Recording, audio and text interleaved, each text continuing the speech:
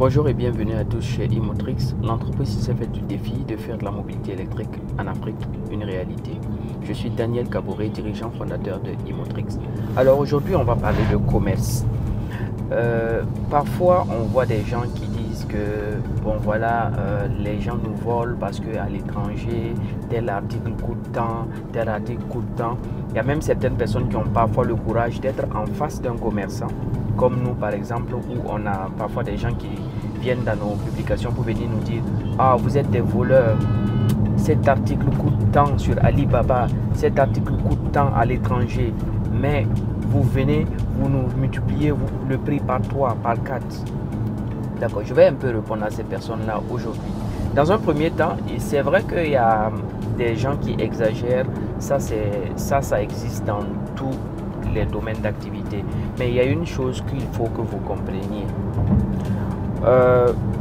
Il y a des personnes d'abord qui sont déconnectées de la réalité. Déconnectées de la réalité dans le sens où il y a certaines publications que des gens font sur les réseaux sociaux qui n'ont pas l'air réalistes, mais il y a des personnes qui à cause de l'émotion ou bien à cause de l'opportunité dont ils veulent profiter, ils oublient même de refaire des calculs, essayer de faire un certain raisonnement pour pouvoir voir certaines choses. Je prends le cas par exemple de certaines publications par exemple qui venaient sur les réseaux sociaux entre-temps où il y a une entité qui proposait par exemple des véhicules électriques dans toute l'Afrique livrés à 900 000 francs des véhicules neufs. Donc et quand on faisait le calcul du transport de ces véhicules-là et quand on regarde même le coût du transport seulement et le coût même de la batterie de cette voiture-là, on voit même que ça dépasse largement même le prix qui a été affiché. Donc à moins que vous n'allez peut-être dans cette usine-là, quand on vous remet la voiture cadeau, et peut-être on vous ajoute encore de l'argent pour vous permettre de supporter vos frais, ce n'est pas possible de pouvoir livrer ce véhicule-là à ce prix-là. Voilà, des véhicules à 900 000, des véhicules électriques neufs à 900 000, ça c'est de l'utopie. Voilà. Pour revenir à la question de commerce, il faut savoir que si vous voulez et vous désirez acheter un article même en ligne, lorsque vous le voyez moins cher et que vous désirez le commander individuellement pour votre utilisation personnelle, vous allez payer plus cher que parfois la personne qui vous affiche le prix. Donc, je donne un exemple. Quelqu'un qui voit un article sur Amazon ou sur Alibaba à 10 000 francs. Il voit ça à Abidjan, par exemple, à 30 000 francs. Il va dire, non, ce sont des voleurs, les commerçants sont des voleurs. J'ai vu ça sur Alibaba à 10 000. Il n'y a pas de problème.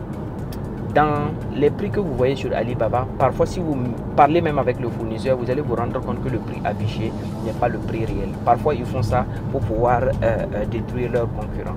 Donc vous prenez la peine de discuter avec le concurrent, vous payez l'article à 10 000 francs et vous prenez la patience de pouvoir recevoir l'article. On va voir si ça va vous coûter moins de 30 000 francs.